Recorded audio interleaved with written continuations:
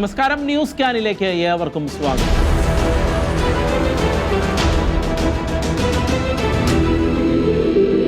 ലിബർട്ടേ, അഗാലിറ്റേ, ഫ്രാൻനെറ്റിറ്റേ അഥവാ സ്വാതന്ത്ര്യം, സമത്വം, സ്വാഹോദര്യം എന്ന മഹത്തായ ആപ്തവാക്യങ്ങൾ ലോകത്തിന് സമ്മാനിച്ചത് ഫ്രാൻസ് ആണ്. ഫ്രഞ്ച് വിപ്ലവകാലത്ത് ഉപയോഗിക്കപ്പെട്ടു തുടങ്ങിയ ഈ വാക്കുകൾക്കൊപ്പം തന്നെയാണ് രാഷ്ട്രീയ പക്ഷങ്ങളെ ഇടതെന്നും വലതെന്നുമൊക്കെ തിരിക്കുവാനും തുടങ്ങിയത്. ഇടതുപക്ഷം, വലതുപക്ഷം എന്നൊക്കെ ആവർത്തിച്ച് കഥിക്കുന്നവർക്കും ആ വാക്കുകളുടെ പശ്ചാത്തലത്തെക്കുറിച്ച് വ്യക്തമായ ധാരണകളൊന്നും ഉണ്ടാവില്ല എന്നുള്ളതാണ് വാസ്തവം. ഫ്രഞ്ച് വിപ്ലവകാലത്ത് രാഷ്ട്രീയക്കാരുടെ ഇരിപ്പിട ക്രമീകരണത്തിലൂടെയാണ് ഇടത് വലത് പക്ഷങ്ങൾ നിലവിൽ വന്നത്. 2.25 നൂറ്റാണ്ടുകൾക്ക് അപ്പുറത്ത്, കൃത്യമായി പറഞ്ഞാൽ 1789 വേനൽക്കാലത്ത് ഭരണഘടനയുടെ കരട് രൂപം തയ്യാറാക്കാൻ ലൂയി 14 രാജാവിന്റെ അധ്യക്ഷതയിൽ ഫ്രാൻസിലെ ദേശീയ അസംബ്ലി കൂടിയിരിക്കുമ്പോൾ രാജാവും രാജവാഴ്ചയെ പിന്തുണയ്ക്കുകയും ചെയ്യുന്നവരും പ്രിസൈഡിംഗ് ഓഫീസറുടെ വലതുവശം തങ്ങളുടെ വശമായി തെരഞ്ഞെടുത്ത് അവിടെ ഇരിപ്പ് ഉറപ്പിച്ചു. എന്നാൽ രാജഭരണം ഇല്ലാതാക്കി ഏക ഭരണക്രമം രൂപീകരിക്കാൻ ആഗ്രഹിച്ച ലിബറലുകളും രാജ്യവിരുദ്ധരും ഇടതുവശത്തും അണിനിരക്കുകയുണ്ടായി. അന്നു മുതലാണ് ഇടത് വലത് പക്ഷങ്ങൾ രൂപീകരിക്കപ്പെട്ടു തുടങ്ങിയത്. വലതുപക്ഷ രാഷ്ട്രീയം പൊതുവെ അധികാരം, ശ്രേണി, പാരമ്പര്യ മൂല്യങ്ങൾ, ദേശീയത എന്നീ ആശയങ്ങളെ പിന്തുടരുമ്പോൾ ലിബറലിസത്തിനും സോഷ്യലിസത്തിനും ഊന്നൽ കൊടുത്ത് യാഥാസ്ഥിതിക ചിന്തകളിൽ നിന്ന് വേർപെട്ട് പരമ്പരാഗത മൂല്യങ്ങൾക്കെതിരെ കലഹിച്ചുകൊണ്ടാണ് ഇടതുപക്ഷം ആശയങ്ങൾ നിലകൊണ്ടത്. യൂറോപ്പ്, അമേരിക്കൻ രാഷ്ട്രങ്ങളിലെല്ലാം ക്രിസ്തീയ വിശ്വാസങ്ങൾ ശക്തമായി നിലനിന്നിരുന്നതിനാൽ ഉദാരമായ സ്നേഹത്തിലും സഹോദര്യത്തിലും സമത്വത്തിലുമൊക്കെ വിശ്വസിച്ചിരുന്ന പാശ്ചാത്യർ ലിബറൽ നയങ്ങളിൽ ഊന്നിയുള്ള ഇടതുപക്ഷത്തിനാണ് കൂടുതൽ പ്രാമുഖ്യം കൽപ്പിച്ചു വന്നത്. എന്നാൽ അത് അബദ്ധമായി പോയി എന്ന തിരിച്ചറിവിൽ യൂറോപ്പ് ആകമാനം ഇപ്പോൾ ലെഫ്റ്റ് ലിബറൽ നയങ്ങൾ വിട്ട് ഫാർ റൈറ്റ് നിലപാടുകളിലേക്ക് മാറിക്കൊണ്ട് ഇരിക്കുകയാണ്. 1ഉം 2ഉം ലോകമഹായുദ്ധത്തോടനുബന്ധിച്ച് യൂറോപ്പിലേക്കും അമേരിക്കൻ ഐക്യനാടുകളിലേക്കുമെല്ലാം കുടിയേറ്റക്കാർ കടന്നു വരികയും അവരെ ആളും തരവും നോക്കി തരം തിരിക്കാനോ നിയന്ത്രണങ്ങൾ ഏർപ്പെടുത്താനോ അടിച്ചമർത്താനോ ഒന്നും ശ്രമിക്കാതെ എല്ലാവിധ അവകാശങ്ങളും അംഗീകാരങ്ങളും നൽകി അവരെ കൈക്കൊള്ളുകയും അവർക്കേറെ മെച്ചപ്പെട്ട ജീവിത സൗകര്യങ്ങളും സുരക്ഷയും സംവിധാനങ്ങളും പൗരത്വവുമെല്ലാം നൽകുന്ന കാഴ്ചയാണ് ഈ അടുത്ത കാലത്ത് അമേരിക്കയിലും മറ്റ് പാശ്ചാത്യ രാജ്യങ്ങളിലും നമ്മൾ കണ്ടത്. അതോടെ പാകിസ്ഥാൻ, അഫ്ഗാനിസ്ഥാൻ, സിറിയ തുടങ്ങിയ രാജ്യങ്ങളിൽ നിന്നും കുടിയേറ്റക്കാരുടെ ഒഴുക്ക് വർദ്ധിക്കുകയുണ്ടായി. ഈ 20-ാം നൂറ്റാണ്ടിലും 21-ാം നൂറ്റാണ്ടിലുമായിട്ട് നമുക്കറിയാം, 15-ാം നൂറ്റാണ്ടിന്റെ അവസാനം മുതൽ അമേരിക്കൻ ഐക്യനാടുകളിലേക്ക് ഉണ്ടായിട്ടുള്ള ആ കുടിയേറ്റം എന്ന് പറയുന്നത് വളരെ ഭീകരമായിരുന്നു. യൂറോപ്പിലെ മിഡിൽ ക്ലാസ് ഫാമിലികളും അതുപോലെ തന്നെ ദരിദ്ര നാരായണന്മാരായ ഫാമിലികളും അടക്കം അമേരിക്കൻ ഐക്യനാടുകളിലേക്ക് കുടിയേറുന്ന സാഹചര്യം ഉണ്ടായിരുന്നു.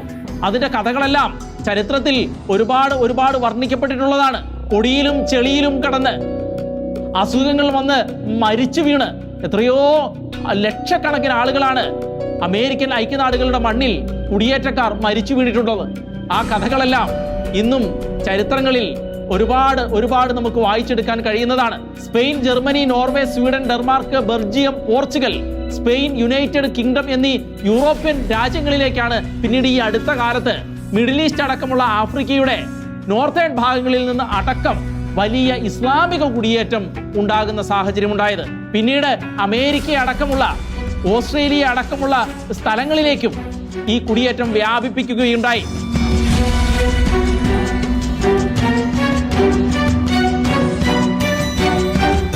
പാശ്ചാത്യ രാജ്യങ്ങളുടെ എല്ലാവിധ സൗകര്യങ്ങളും അനുഭവിച്ച് ജീവിതം മെച്ചപ്പെടുത്തിയെടുത്ത കുടിയേറ്റക്കാർ പൗരത്വം നേടുകയും അവിടുത്തെ തെരഞ്ഞെടുപ്പുകളിൽ മത്സരിച്ച് വിജയിക്കുകയും എംപിമാരും മേയർമാരും മന്ത്രിമാരും ഒക്കെ ആവുകയും ചെയ്യുകയുണ്ടായി. അങ്ങനെ കുഴപ്പമില്ലാതെ കാര്യങ്ങൾ മുന്നോട്ട് പോകുന്നതിനിടയിലാണ് പാകിസ്ഥാൻ, അഫ്ഗാനിസ്ഥാൻ, സിറിയ, ഈജിപ്ത് തുടങ്ങിയ രാജ്യങ്ങൾ കേന്ദ്രമായി ഇസ്ലാമിസ്റ്റുകൾ കൂടുതൽ ശക്തമായ തീവ്രവാദ സംഘടനകൾക്ക് രൂപം കൊടുത്തുകൊണ്ട് ലോകരാഷ്ട്രങ്ങളെ കീഴടക്കുവാനുള്ള നീക്കങ്ങൾ ആരംഭിച്ചത്. വിസിറ്റിംഗ് വിസയിൽ യൂറോപ്പിലേക്ക് എത്തിയ തീവ്രവാദി നേതാക്കന്മാരുടെ തീവ്രമത ഉപദേശങ്ങൾക്ക് കീഴടങ്ങിയ കുടിയേറ്റക്കാരിൽ ഭൂരിപക്ഷവും റാഡിക്കലൈസ്ഡ് ചെയ്യപ്പെടുകയും സ്വന്തമല്ലാത്ത രാജ്യത്ത് തങ്ങൾക്ക് ലഭിച്ച പ്രിവിലേജുകൾ മുതലെടുത്ത് മത തീവ്രവാദ പ്രവർത്തനങ്ങൾ ആരംഭിക്കുകയും ചെയ്യുകയുണ്ടായി. ഇടതു നിലപാടുകളോട് ചേർന്ന് നിൽക്കുന്ന നയങ്ങളുമായി നിലകൊണ്ട ഇസ്ലാമിസ്റ്റുകൾ തീവ്രവാദത്തിന്റെ പ്രാകൃത രൂപങ്ങൾ പുറത്തെടുത്തപ്പോഴും ലിബറൽ പ്രത്യയശാസ്ത്രങ്ങളുടെ പേരിൽ പാശ്ചാത്യ രാജ്യത്തെ ഇടത് ഭരണാധികാരികൾ അതത്ര കാര്യമായി ഗൗനിച്ചില്ല. എന്നാൽ കാലം മാറിയപ്പോൾ പ്രകടനങ്ങൾ പൊട്ടിത്തെറികൾക്കും കലാപങ്ങൾക്കും വഴിമാറുകയും അവർ ഇരവാദമുയർത്തി പിടിച്ചു നിൽക്കുകയും ചെയ്തപ്പോൾ അഭയം കൊടുത്ത രാജ്യങ്ങൾ ആകെ അന്താളിച്ച് വശായിപ്പോയി. എങ്കിലും അവർ പ്രതികരിക്കുകയുണ്ടായില്ല. എന്നാൽ ആ രാജ്യങ്ങളുടെ സിവിൽ നിയമങ്ങൾക്ക് മുകളിൽ കുടിയേറ്റക്കാരുടെ മതനിയമങ്ങളും മതകോടതികളും വേണമെന്ന് ശഠിച്ച് യൂറോപ്യന്മാരുടെ സ്വൈര്യ ജീവിതത്തിന് ഇവർ തടസ്സമായി മാറിയപ്പോൾ ഇവരെ ഫലപ്രദമായി പ്രതിരോധിക്കേണ്ടത് അനിവാര്യമായി മാറുകയുണ്ടായി. എന്നാൽ യൂറോപ്പിലെ നിയമങ്ങൾ പലതും കുടിയേറ്റക്കാർക്ക് അനുകൂലമായിരുന്നു. ഒടുവിൽ യൂറോപ്പ് ആകമാനം തിരിച്ചറിഞ്ഞിരിക്കുകയാണ് ദേശീയതയ്ക്കും മൂല്യങ്ങൾക്കും ഊന്നൽ കൊടുത്തുകൊണ്ട് അതിതീവ്രമായ ഒരു വലതുപക്ഷ നിലപാടിലേക്ക് മാറേണ്ടത് ഈ കാലഘട്ടത്തിന്റെ അനിവാര്യതയായി മാറിയിരിക്കുകയാണ് എന്ന്. യൂറോപ്പിൽ വലതുപക്ഷ പാർട്ടികൾക്ക് മുന്നേറ്റമുണ്ടായത് ഇറ്റാലിയൻ പ്രധാനമന്ത്രിയായി ജോർജിയ മെലോണി തിരഞ്ഞെടുക്കപ്പെട്ടതോടെയാണ്. തീവ്ര വലതുപക്ഷ പാർട്ടിയായ ബ്രദേഴ്സ് ഓഫ് ഇറ്റലി സഖ്യത്തിന്റെ വനിതാ നേതാവായ ജോർജിയ മെലോണി അധികാരത്തിലേക്ക് എത്തിയത് എല്ലാവരെയും അത്ഭുതപ്പെടുത്തുകയുണ്ടായി. രണ്ടാം ലോക മഹായുദ്ധത്തിന് ശേഷം ഇത്രമേൽ തീവ്ര വലതുപക്ഷ നിലപാടുള്ള ഒരു സഖ്യം ഇറ്റലിയിൽ അധികാരത്തിൽ വരുന്നത് ആദ്യമായിട്ടായിരുന്നു. വലതുപക്ഷ തീവ്ര നിലപാടുകളുടെ ഉന്നത രൂപമായ ഫാസിസത്തിന്റെ വക്താവായ സാക്ഷാൽ ബെനിറ്റോ മുസോളിനിയുടെ ആശയങ്ങളെ പിന്തുണയ്ക്കുന്ന പാർട്ടിയാണ് ജോർജിയ മെലോണിയുടെ ബ്രദേഴ്സ് ഓഫ് ഇറ്റലി എന്ന് ഓർക്കുക. അടിയുറച്ച ക്രൈസ്തവീകതയിൽ ഉറച്ചു നിന്നുകൊണ്ട് മുന്നേറുന്ന ജോർജിയ മെലോണി യൂറോപ്യൻ യൂണിയന്റെ ലെഫ്റ്റ് ലിബറൽ നിലപാടുകൾക്കെതിരെ അതിശക്തമായ നീക്കങ്ങളാണ് നടത്തിയിട്ടുള്ളത്. Sono una madre, sono italiana, sono cristiana, non me lo toglierete. Non me lo toglierete. Mi vergogno di uno Stato che non fa niente per le famiglie. Mi vergogno di uno Stato nel quale tutti parlano degli asili nido gratuiti e nessuno li fa. La proposta l'ha portata Fratelli d'Italia, bocciata. Io voglio dire che non credo in uno Stato che mette il desiderio legittimo di un omosessuale di adottare un bambino di fronte al diritto di quel bambino di avere un padre e una madre, semplicemente perché l'omosessuale vota e il bambino no. Uno Stato giusto si occupa del più debole, di quello che non si può difendere da solo. ശക്തമായ നിലപാടുകൾ വ്യക്തമാക്കിക്കൊണ്ട് താൻ LGBTQ-വിന് ഒപ്പമല്ല, യഥാർത്ഥ കുടുംബങ്ങൾക്ക് ഒപ്പമാണ് എന്നും ആണും പെണ്ണും എന്ന യാഥാർത്ഥ്യത്തിന് ഒപ്പമാണ് എന്നും അല്ലാതെ ലൈംഗിക ന്യൂനപക്ഷവാദത്തിന് ഒപ്പമല്ല എന്നും ഇസ്ലാമിക ഭീകരർക്ക് ഒപ്പമല്ല എന്നും അവർ നിലപാടെടുക്കുകയുണ്ടായി. തങ്ങളുടെ രാജ്യത്തിന്റെ ആഭ്യന്തര സുരക്ഷയ്ക്കൊപ്പമാണ് എന്നും കുടിയേറ്റക്കാർക്കൊപ്പമല്ല എന്നും ഈ നാട്ടിലെ പൗരന്മാർക്കൊപ്പമാണ് എന്നും ആഗോള സാമ്പത്തിക ആശങ്കകൾക്കൊപ്പമല്ല, ഇറ്റലിയുടെ സാമ്പത്തിക ഭദ്രതയ്ക്ക് ഒപ്പമാണ് എന്നും വ്യക്തമാക്കിക്കൊണ്ട് തെരഞ്ഞെടുപ്പ് കാലത്ത് മെലോണി നടത്തിയ പ്രസംഗം യൂറോപ്പിൽ വേരുപാകിയ എല്ലാ ഇടത് സ്വതന്ത്ര ഇസ്ലാമിക നിലപാടുകളെയും കടപുഴക്കി എറിയാൻ പോകുന്നതായിരുന്നു. മെലോണിക്കൊപ്പം യൂറോപ്പിനെ അതിതീവ്ര വലതുപക്ഷത്തിന്റെ കുത്തൊഴുക്കിലേക്ക് നയിച്ച മറ്റൊരു നേതാവാണ് ഹോളണ്ടിലെ പാർട്ടി ഫോർ ഫ്രീഡത്തിന്റെ നേതാവായ ഗീർട്ട് വൈൽഡേഴ്സ്.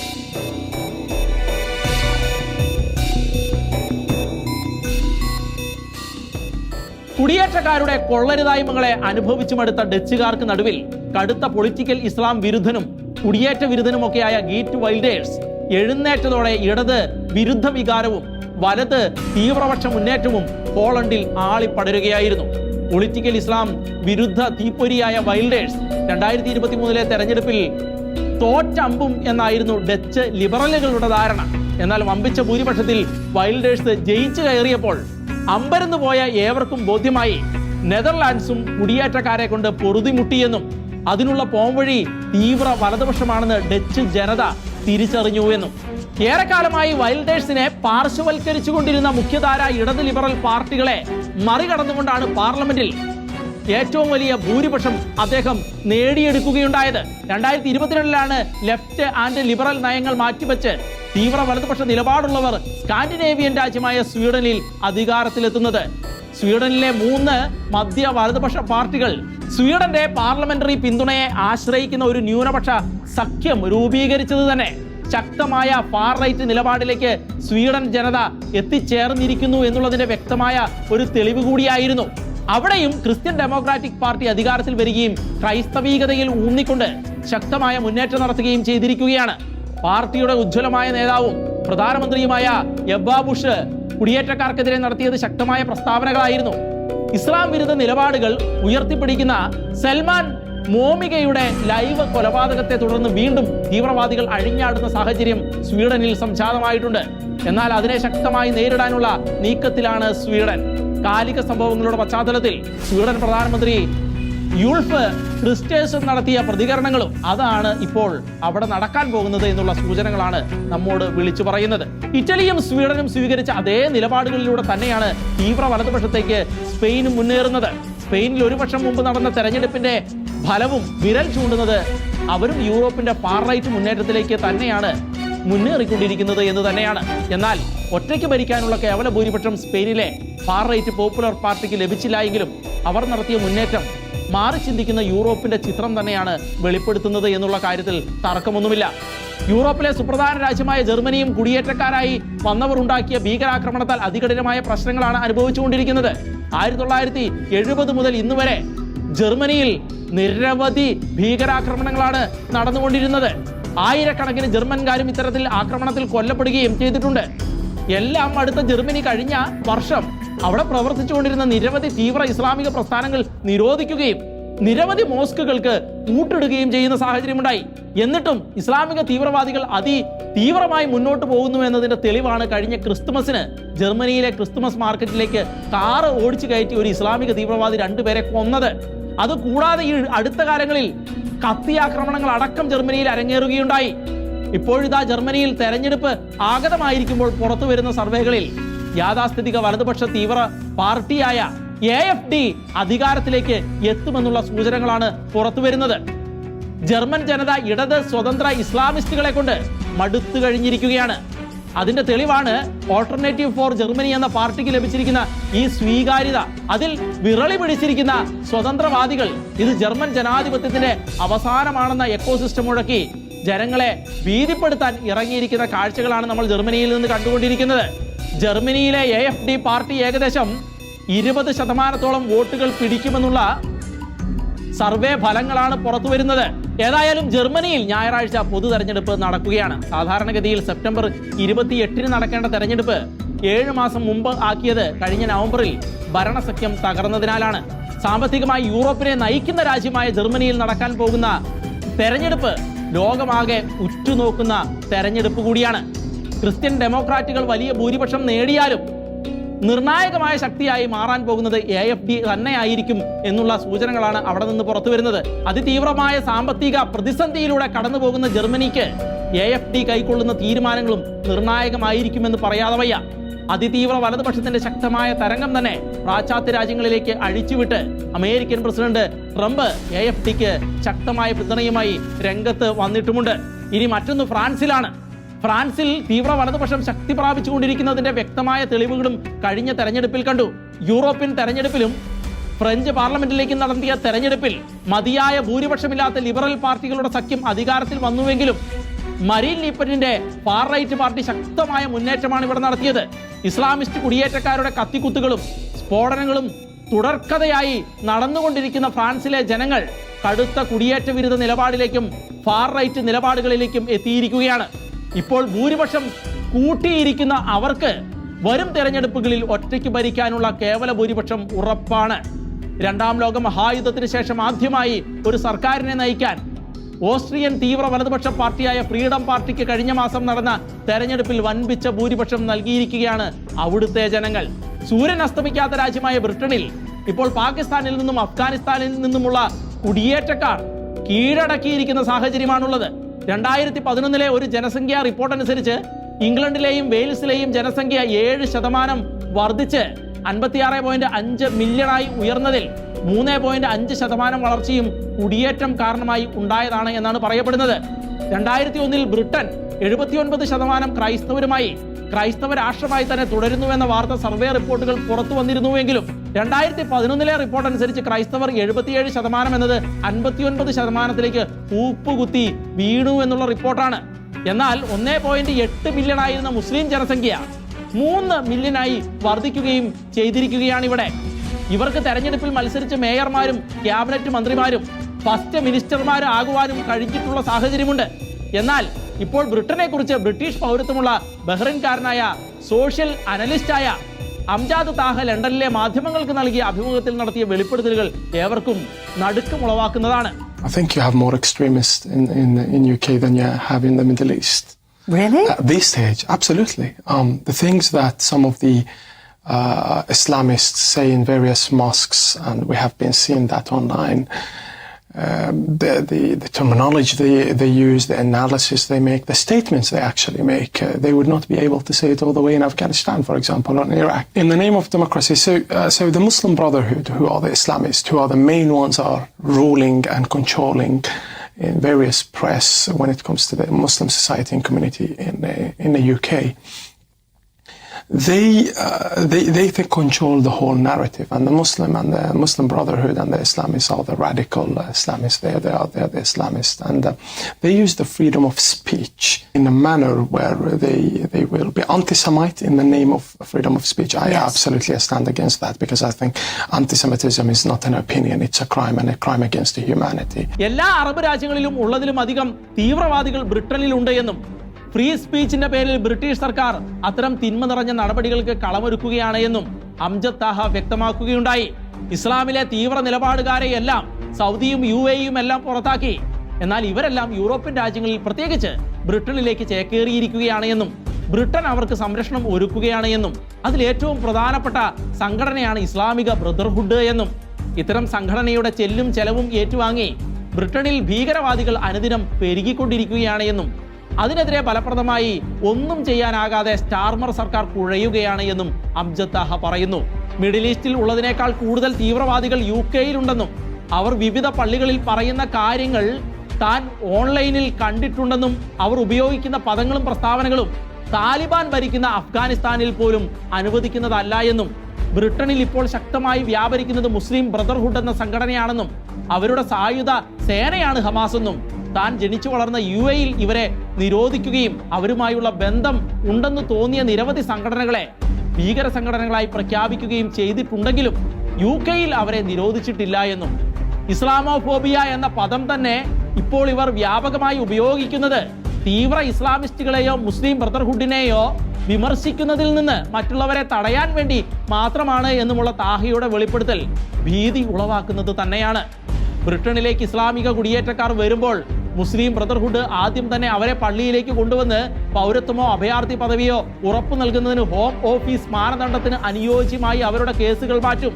ഇവർക്ക് ബ്രിട്ടനിലെ പൗരത്വം കിട്ടിക്കഴിഞ്ഞാൽ അവർ മുസ്ലിം ബ്രദർഹുഡിന്റെ പ്രത്യയ ശാസ്ത്രത്തോട് വിശ്വസ്തരായി തീരുകയാണ് പതിവ് എന്നും ഇവർ പ്രചണ്ഡമായി പ്രചരിപ്പിക്കുന്ന യഹൂദ വിരുദ്ധത ഒരു അഭിപ്രായമല്ല, അത് മനുഷ്യത്വത്തിനെതിരായ കുറ്റകൃത്യമാണ് എന്നും ഒക്ടോബർ 7-ന് ഇസ്രായേലികൾക്കെതിരായ വംശഹത്യ നടന്നപ്പോൾ ഹമാസിന് വേണ്ടി ശബ്ദമുയർത്തുന്ന ഇസ്ലാമിസ്റ്റുകളെയാണ് കണ്ടത് എന്നുമുള്ള നടുക്കുന്ന യാഥാർത്ഥ്യങ്ങളാണ് അംജദ് താഹ പറഞ്ഞിരിക്കുന്നത്.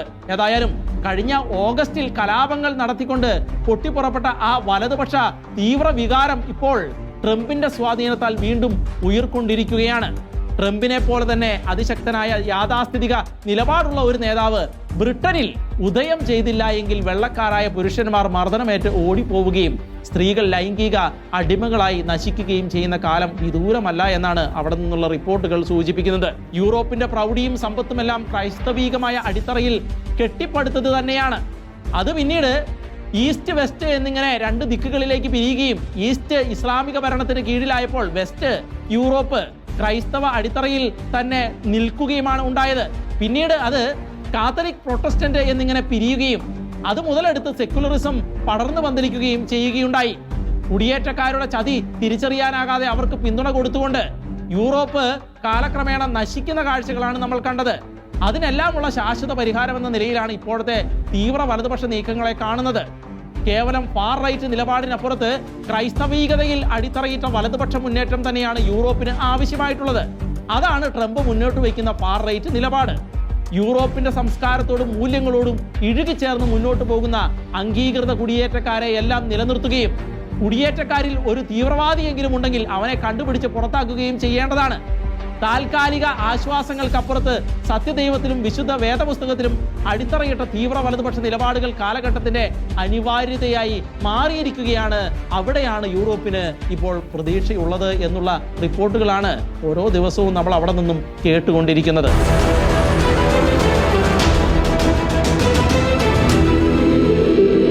ഇസ്രായേൽ ഹമാസ് യുദ്ധം തുടങ്ങുന്നതിന് മുൻപ് തന്നെ കേരളത്തിൽ അനേകം ഹമാസ് ആരാധകന്മാരുണ്ടായിരുന്നു.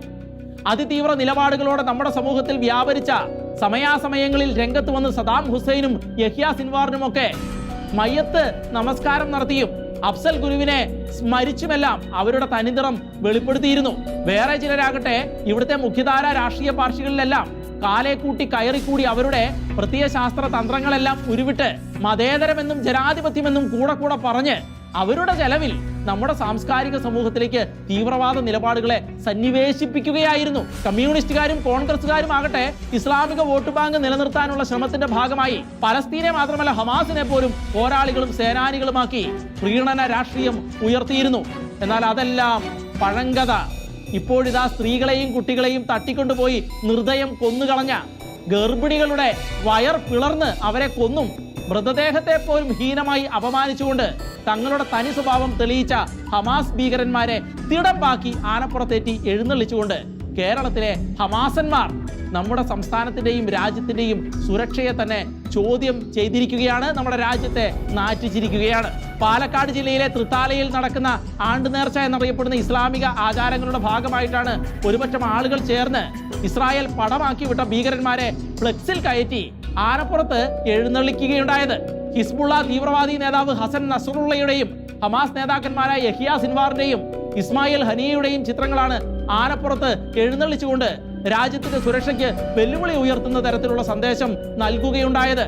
തൃത്താലയിൽ നടന്നുകൊണ്ടിരുന്ന ഉറൂസ് എന്ന മരണാനന്തര ആണ്ട് നേർച്ച ഇപ്പോൾ എല്ലാ മതസ്ഥരും ഭാഗവാക്കുകളായിട്ടാണ് നടക്കുന്നത് എന്നാണ് വിവരങ്ങൾ. അങ്ങനെ എല്ലാവരും ചേർന്നുള്ള ഘോഷയാത്രയ്ക്കിടയിലാണ് പതിറ്റാണ്ടുകളായി മധ്യപൂർവ്വ ഏഷ്യയെ ഭീകരരുടെ ഹബ്ബാക്കി മാറ്റിയ ഹമാസ് എന്ന ആഗോള ഭീകരവാദികളെയും ഒപ്പം ഹിസ്ബുള്ളകളെയും പിന്തുണച്ചുകൊണ്ട് അവർക്ക് ആണ്ട് നേർച്ച കഴിക്കുന്ന തരത്തിലേക്ക് കേരളത്തിലെ ഇസ്ലാമിക തീവ്ര ചിന്താഗതിക്കാർ തരം താണുപോയത്.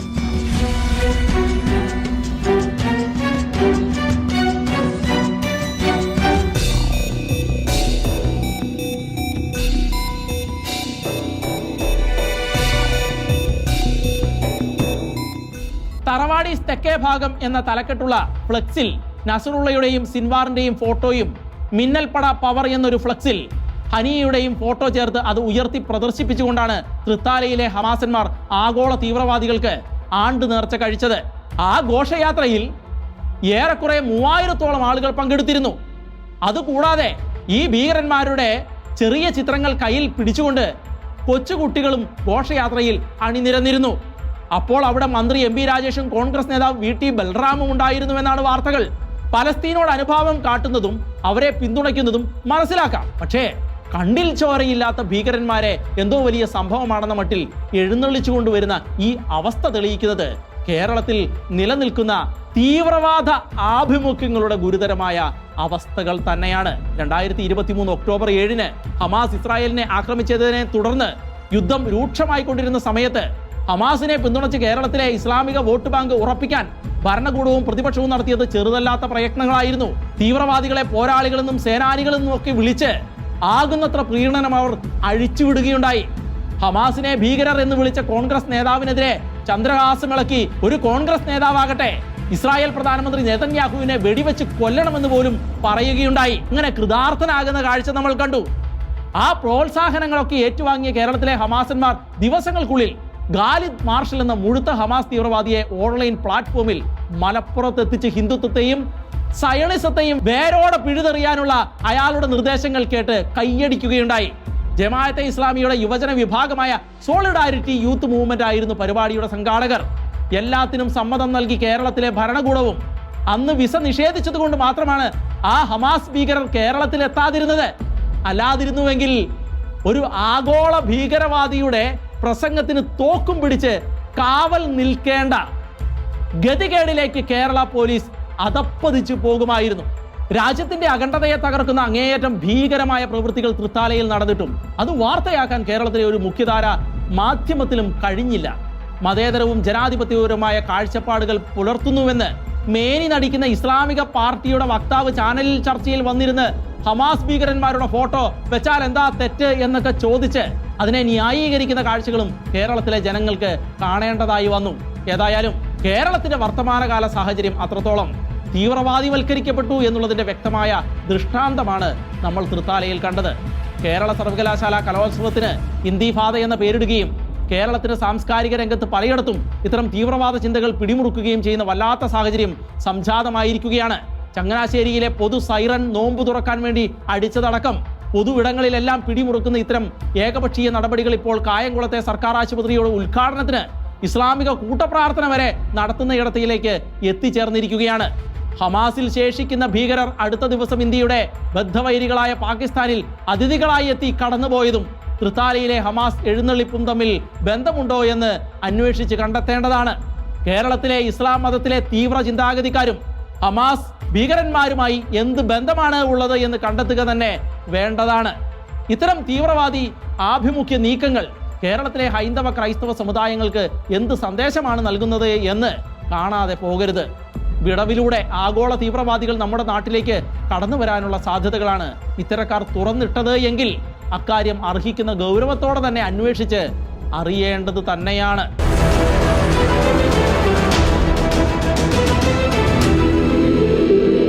ന്യൂസ് സ്കാൻ സമാപിക്കുന്നു. ഇനി അടുത്തയാഴ്ച.